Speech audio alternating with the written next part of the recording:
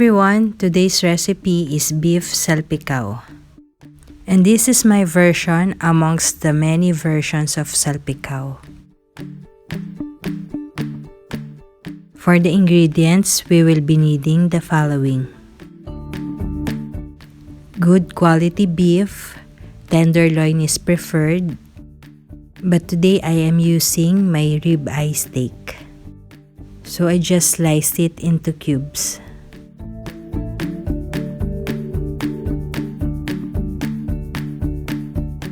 One-fourth cup of butter.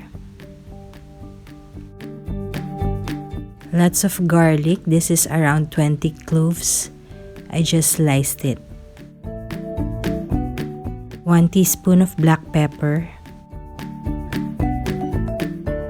And I will be using Alexander Worcestershire sauce and Knorr seasoning.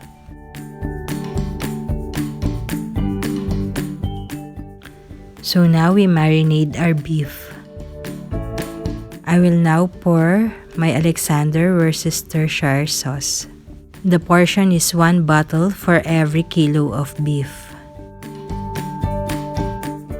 We let this soak for a minimum of an hour, and preferably 3 hours. So we add half of our black pepper,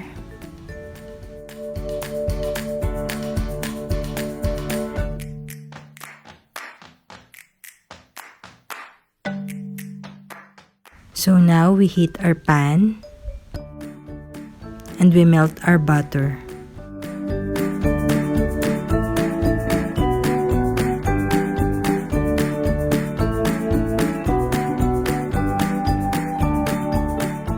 In the midst of my cooking, my husband requested that I add this. This is just olive oil infused with garlic. And this is optional.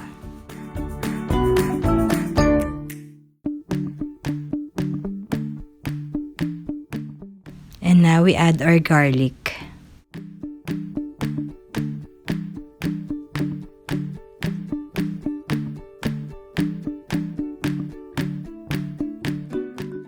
So I'll take my garlic off.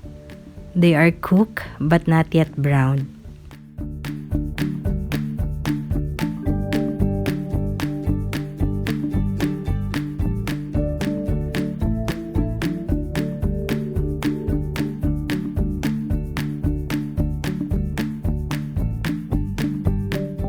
When all the garlic has been removed, we will add our beef. Fry the beef lightly in small portions.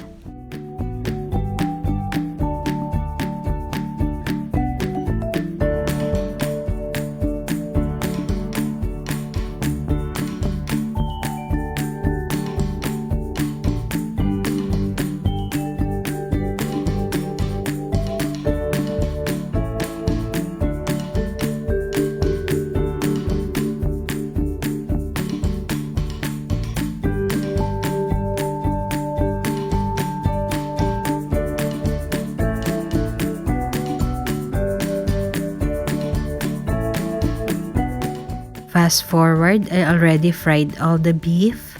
So now I will add the marinade to our butter to reduce. To our sauce, we add the remaining black pepper.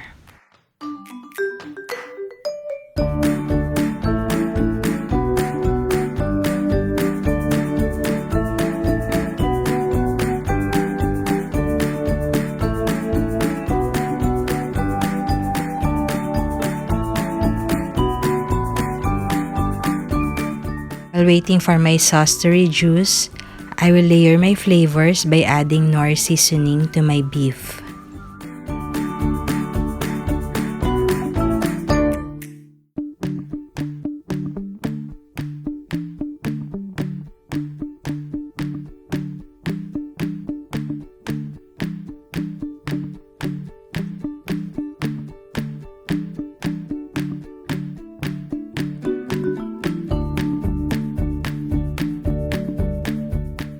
And we layer again by adding some to our sauce.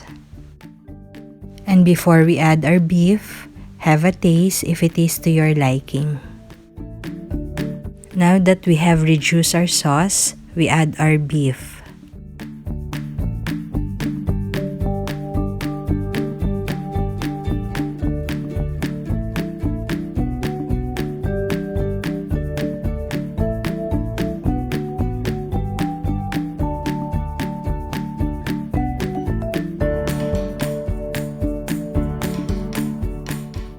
Again, we add our Knorr seasoning.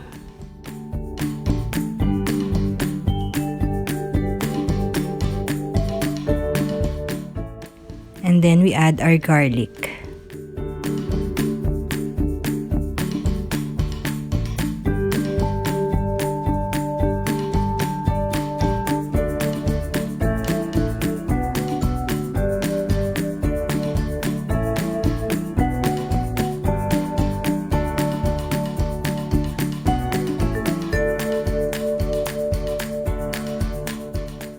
Now off heat, I will prepare my sizzling plate. While heating my sizzling plate, I'll just add butter.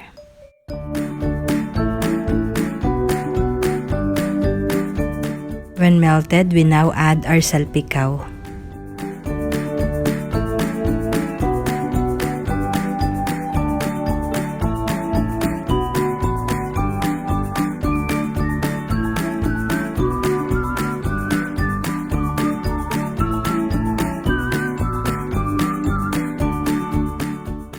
Garnish with green chilies. Again, we add our Knorr seasoning.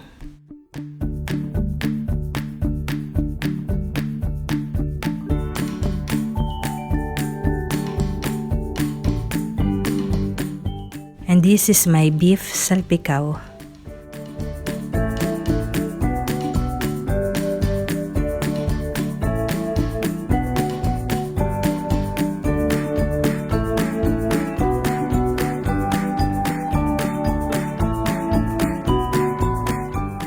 Thank you for watching.